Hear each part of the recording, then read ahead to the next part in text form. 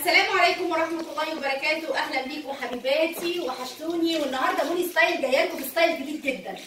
حطيت الميك اب في اوضه النوم وسبت كل حاجه عن الميك اب والدريس والفاشون ودخلت على الديكور. معرفش ليه حسيت ان انا لازم اشارككم معايا ازمتي ومأساتي في المطبخ. انا عارفه ان دي قناه بتهتم بس بالسيدات وبتهتم بالجمال، لكن كمان السيده جمالها في مطبخها، يعني لازم المطبخ كمان يبقى جميل. وزي ما انتم شايفين انا ده مطبخي القديم او المطبخ اللي انا قررت اجدده. زي ما بحب اجدد حياتي وادلع نفسي، قلت ادلع نفسي في المطبخ.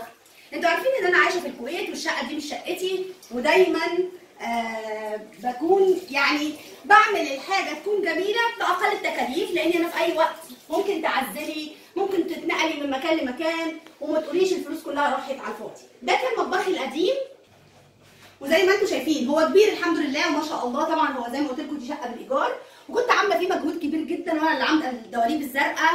وزي ما انتم شايفين انا ما اقدرش اغير الحوض اللي انتم شايفينه ده، لكن انا عملت بس الدواليب اول ما جيت. بقالي حوالي 6 سنين في الشقه دي، لكن قررت اغير لون الحيطه، اتضايقت منه. ما ينفعش اغير السيراميك لانها مش شقتي. عايزه اغير حاجه، يعني مش عارفه هل اللي انا هغيره ده هيعجبكم ولا لا. بس النهارده موني ستايل حبيت اوريكم فاشون بس داخل المطبخ، اللي هو مكان اي سيده وبتحب تدلع نفسها فيه. ويلا ندلع نفسنا ونشوف هنعمل ايه. وجيت للجزء بقى اللي في الوش على طول اول ما تدخلي المطبخ. زي ما انتم شايفين كان سيراميك، وجبت انا الورق ده ورق حائط برده بيتجاب، فل عامل زي الفل كده عريض وبيتغسل، عامل يعني ضد الميه. هوريكم شكل الكيس. لو انت في الكويت هتجيبيه من مكان اسمه دانوب في الري، وجبتها في عرض كانت عامله 2 دينار ونص. كنت جايبه ال5 لفات كانوا عاملين حوالي 13 دينار او 12 دينار. اهو على فكره بيتحط كمان في الشقه لو انت حابه مثلا تجددي اي كورنر في الشقه او كده. بصوا زي ما انتم شايفين منه الوان حلوه قوي، بس هو غالي شويه وعشان كده ما جبتش كتير. جبت نص منه الورق الجلاد، وجبت ده عشان يبقى اول ما تدخلي من وش المطبخ. اسمه ميلانو فوم بلوك، بيتقص ويتغسل عادي وبيتحط عادي حسب ما هو مكتوب عليه كل التعليمات. وهنشوف بقى هنركب هنا، وهبدا احط الميكروويف، وان شاء الله هعمل هنا كمان كورنر الكوفي. وحاوينا الضرقة يا رمضان، وحاوي روح نادي لأخوك وأختك وجيرانك وولاد خالتك، وتعالوا خدوا الفوانيس. عاملينه الليلة يا رمضان، بنقول يا حليلة يا رمضان، على نور فوانيسنا الليلة. ونبدأ نقص.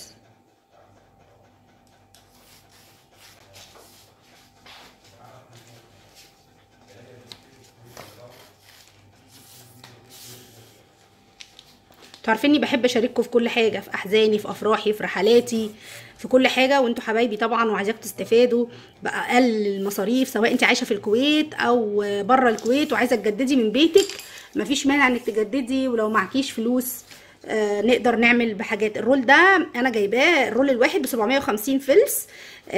لو انت في الكويت من مكان اسمه سيتي ستارز، كان الاول اسمه طيور الجنه. معرفش انتوا عندكم، لو انتوا عايشين في الكويت اكيد هتعرفوه. وبنقطعه وهنبدا نلزقه على الحيطه. معموله زي اوريدي، هي متقصقصه، شايفين مربعات على قد الكراسه لان هي بتتعمل بكراسات. بشيل الجزء الاولاني واحط بس الجزء ده اهو اللي فوق اللي ورا الحوض على طول، عشان تتحركي براحتك. مش لازم حتى يبقوا قصاد بعض، هو مش شكل جمالي على قد ما هو نظافه. والطفى طبعا لون الذهبي بتاع او اللمعه بتاعت الورق، بس مش مشكله بالنسبه لي قد ما يكون فيه نظافه. وفي نفس الوقت برده زي ما قلت لكم انها مش شقتي ومش هقدر اغير السيراميك، لكن عايزه الشكل يبقى نظيف وتغيير برده. شوفوا حتى ده ما بيعملش هوا زي الورق التاني، عشان ده اتخن شويه منه. ده بيتلزق بسهوله كده. انا حميت الورق بتاعي، في نفس الوقت عطى شكل حلو ورا الحوض. هكمل وهتشوفوا في الاخر هيطلع شكله ايه. وعلى الدواليب حطيت ورق اصفر من نفس الاخضر اللي انا جايباه عشان يبقى ماتشنج بين الاصفر وبين الاخضر. شايفين الاخضر اللي تحت الدولاب زي ما قلت لك اهو. وحطيت الاصفر على الدولاب وبحاول افك الايد صعبه هنا في الكويت بيحطوا المقابل دي بتبقى طبعا مش زي مصر بس ماشي الحال. وجبت الساعه اللي لونها اصفر دي حطيتها على الورق وهنكمل مع بعض. فكان بالنسبه لي كتير عشان كده قلت اجيب لي اللي هو في الوش اللي هيدخل المطبخ على طول يشوفها. لكن للاسف اني بعد ما حطيتها وبصيت للمنظر، بصوا المنظر، بصوا المنظر، هو اتس اوكي، هو منظر نظافه، مش هنكر ان هو منظر نظافه. انا لسه طبعا ما كملتش بس انا بشارككم كل حاجه. مش نفس الفخامه دي.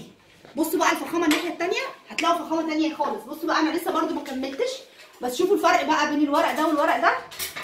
معرفش هل الفخامه جت من الطقم اللي انا حطيته للبهارات مع الزيت والخل ولا فعلا شايفين الحائط عامله ازاي. لونها ماشي جدا جدا مع بعض وشكلها حلو. مش عارفه لسه بقى هحط على الدواليب ولا لا. جيت هنا محل في الكويت اسمه دانوب، محل فيه حاجات سيراميك وحاجات للبيت واكسسوارات. لفتت نظري حاجات غير الفوم اللي بيتحط على الحيطه باللزق، لقيت كمان حاجات وشها سيراميك وبرده بتتلزق من تحت ستيكرات اهو. معلش الاضاءه هتلاقوها هنا مش حلوه لان اضاءه المكان. بتشيلوا الستيكر وتلزقوها اهي. اللزق بتاعها حلو جدا وفي نفس الوقت مش ورق هيضايقك، من هنا معدن عامل زي سيراميك بالظبط. مش هكدب عليكم اللون الازرق ده لون المطبخ لكن مش عجباني، يعني دي الارضيات اكتر. انا عايزه احطها حوالين الحوض مكان حته سودا كده مش عجباني. تعالوا اوريها لكم كده. والمشكله الثانيه اللي قابلتني في المطبخ زي ما قلت لكم ان زي ما انتم شايفين الحوض اولا غامق. دي انا لسه هدور لها على حل، لسه مش لاقيه لها حل خالص. بصوا ده سيليكون هم عاملين طبعا. الناس اللي موجودين كانوا انتوا عارفين ان احنا طبعا مأجرين الشقه دي مش شقتي وبحاول بقدر الامكان اجمل منها. فالحاجات السوداء دي قالوا لي ان انا اشيل السيليكون وبعدين احط سيليكون نظيف. انا ما اقتنعتش برده بالكلام دوت. حاولت اغسله ونضفته وحكيته بسكينه ودعكته بسكينه وبسلكه وكل ما تتخيلوا. بصوا الاسود اللي حوالين الحوض، شايفين اللون الاسود. فجبت زي ما وريتكم المحل اللي اشتريت منه اللي هو اسمه دانوب. طبعا هو وقفت هنا محتاره بين اللون ده وبين اللون ده، بس اللون اللي عشان ده ستريت مش هيعذبني في القطع، فعشان كده قلت اخد اللون ده احسن. وكانت المربعه منه بالنار. ده الفوم زي ما انتم شايفين اهو. فبعد ما الفوم اتركب الدرتي بتاع الجزء ده تعبني نفسيا جدا. وشايفين السيراميك كان بصوا عامل ازاي. فجبت السيراميك اللي هو الستيكر ده. ما لقيتش طبعا حاجه ماتشنج غير ده، ما لقيتش حاجه خالص. الوان كلها غامقه كنت عايزه افتح. فجبت دوت وبدانا نقصقصه. هو كده اهو الستيكر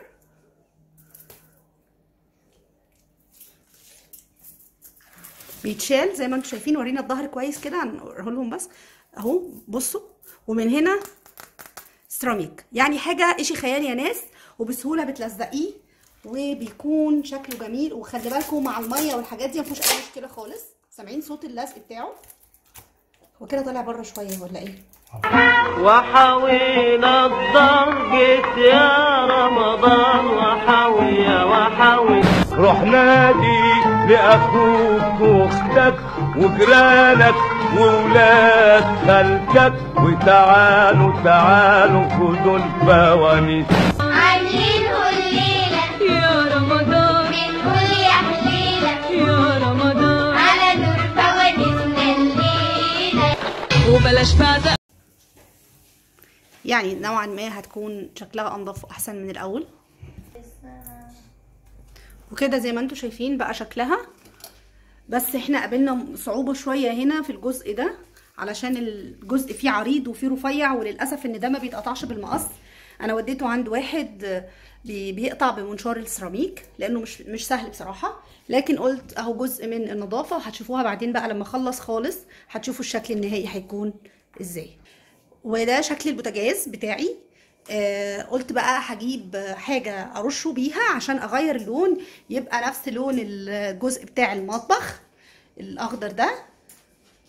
فهشوف هنعمل البوتاجاز زي ما انتم شايفين في حاجات كده سودة بحاول اغسله طبعا بسائل كده، هبقى اوريهولكم.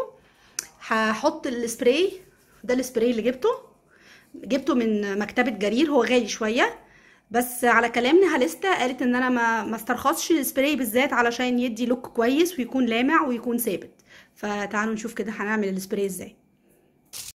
وحاوينا الضرجة يا رمضان، وحاوي يا وحاوي روح نادي لأخوك وأختك وجيرانك وولاد خالتك، وتعالوا تعالوا خدوا الفوانيس.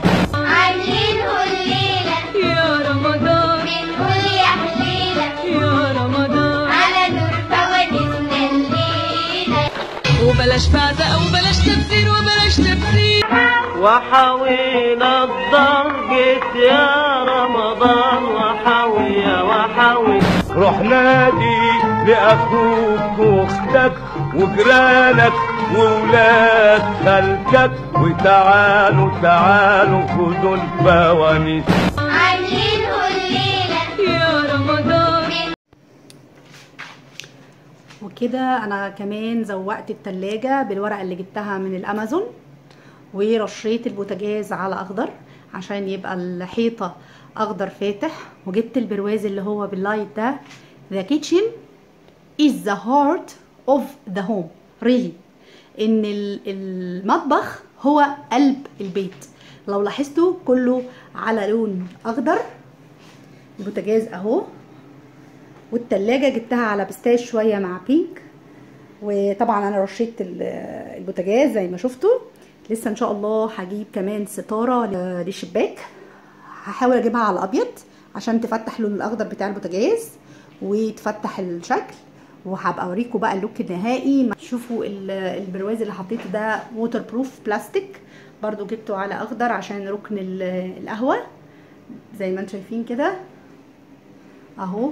واحنا لسه مكملين مع بعض المطبخ، هوريكم اللوك الاخير. وكده اللوك النهائي بعد ما حطيت طبعا الجزء ده. لو لقيتوه في اول الفيديو هتلاقوني كاتبه اني معجبنيش اللون الاخضر اللي كنت حطاه اللي هو الجلاد، وخصوصا لما حطيته اللون على او اللون الفوم حطيته على المطبخ كله، معجبنيش خالص الفوم مع اللون الجلاد.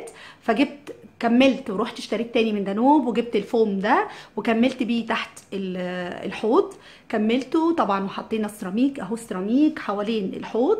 وجبت دي كمان من الامازون حلوه قوي، اللي هي الصفايه دي بتتحط كده بين الحوضين، بتحطي فيها واحده للالومنيوم، سفنجه للالومنيوم وسفنجه للكوبايات. بس طبعا المشكله اللي عندي وما زالت مش عارفه احلها خالص، غير ان انا هشتري حوض، بس الحوض طبعا هنا غالي، ولو ممكن اشتريه النهارده والناس تطلب الشقه لحد تاني وبنضطر نعزل. فعشان كده الناس اللي عايشه في الكويت هتفهم قصدي كويس، ان انا مش هقدر